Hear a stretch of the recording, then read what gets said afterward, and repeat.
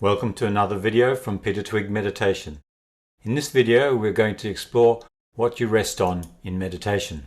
When you meditate, you place your focus on a device. That device can be many things, for example the breath, a mantra, a koan used in Zen Buddhism, or an energy center of the body, also called a chakra in the Hindu system, such as the third eye, the heart, or the will center. For simplicity, we call this the device. A device then is a focal point of awareness that allows a natural turning inwards of your focus and a deepening of your inner awareness. This natural turning inwards helps to take you to the very essence of yourself. Over time, this leads to deeper parts of yourself, a kind of owning of yourself, and a deepening of your relationship as you come into alignment. The key is that every time you bring your awareness back to the device, your concentration increases, just like sharpening a knife. The knife becomes sharper, and you're able to cut through more of the thoughts, dreams, fantasies, desires, and other mental gymnastics your mind goes through on a daily basis, and in meditation, minute by minute. I'm sure you know what I mean. This brings about more clarity, discernment, and a kind of separating out between yourself and the world. Notice how your device establishes a connection within yourself. Your consciousness usually spills out in a one-way cascade of thought, feelings, desires, and emotions. In other words, by the time you realize your mind has wandered, the horse has already bolted. It's also like picking up a desk telephone and hearing the dial tone. Dialing the number is like dialing home and allows a connection to happen to the spiritual parts of yourself and a re-establishing of a relationship with yourself over time. I say over time because your mind and ego also tries to defend itself if it feels threatened in any way. This is why new meditators can often experience a speeding up of thoughts and emotions when they first start to meditate. Returning to your device creates a connection or resonance by which your consciousness can, in the stillness of meditation, unveil a path of involution, that is a turning inwards, towards its source. This path of discovery leads to many spiritual worlds and beings along the way. It might be more accurate to actually say that your awareness rides on the back of your device. Once your mind has slowed from its usual monkey games, there is also a slowing and opening that takes place, allowing those spiritual dimensions of ourselves to flow through.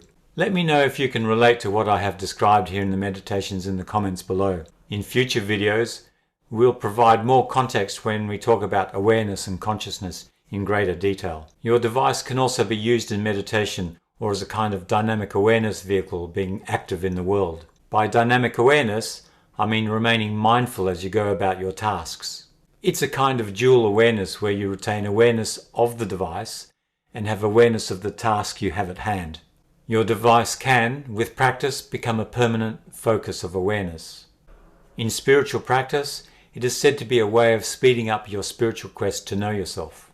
Returning to my analogy of sharpening the knife as an analogy for meditating, this process of sharpening the knife leads to a sharpening and disciplining of the mind, a focusing of consciousness. It strengthens the capacity for turning your consciousness inwards so that your consciousness can experience itself and its source. Every time your mind drifts off into thoughts or images, daydreaming or sleep, you bring your mind back to the focus. You come back to your device. As you do that, so your meditation gets stronger. In fact, you are building your consciousness muscles, just as you would build muscles by going to the gym. Your mind becomes a tool rather than remaining the wild horse, bolting at any thought or impulse. This turning inward is the beginnings of the path of knowing yourself. That's not a knowing of the personality or your skills or beliefs, by the way. Know thyself, the words inscribed above the entrance to the Temple of Delphi, an oracle and temple by which the ancient Greeks sought knowledge and advice from the Greek god Apollo. Knowing yourself to the deepest parts is the goal of meditation. Meditation is that path of involution, and the device is the instrument that helps focus your awareness. Ultimately, your device will help you cut through the machinations of the mind to experience deeper, bigger, more profound aspects of yourself. Gradually, the mind becomes clearer, more focused. You become calmer because your mind no longer rests on a continuous stream of thoughts, but something much deeper. Thinking in meditation eventually ceases. In fact, a way to think about it is to consider when you stop thinking you've graduated from high school. A greater sense of yourself, a completeness, a fullness, A connectedness are just some of the things that emerge. When all the rubbish thoughts slow and stop, even for a few seconds, a deeper level of realization and feeling starts to emerge. I remember my first experiences when my mind shut up for just a few moments and I had a taste of something beyond the usual chit-chat mind. There was a profoundness, a stillness, a completeness.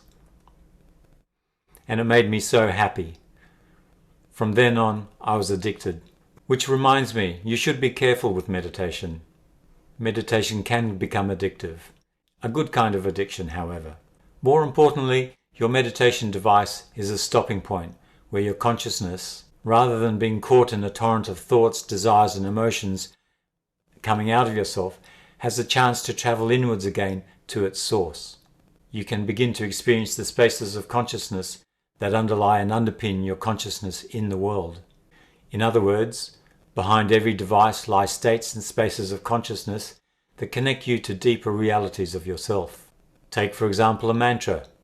It's not the words of the mantra that is the meditation, but the states and spaces the mantra carry you to. Connecting with these spaces is the thing that makes the difference and brings results in meditation. As you realize this experientially, you begin to feel the spaces of consciousness behind the words of the mantra. The more you meditate, the stronger those states or spaces become, and also more recognizable. It's like you can bookmark those spaces or states and return to them at will. A right relationship between your mind and the greater parts of yourself begins to form. Your life in the world begins to change as a byproduct of your meditation. I do hope you've found this topic helpful in understanding more about what happens in your meditation.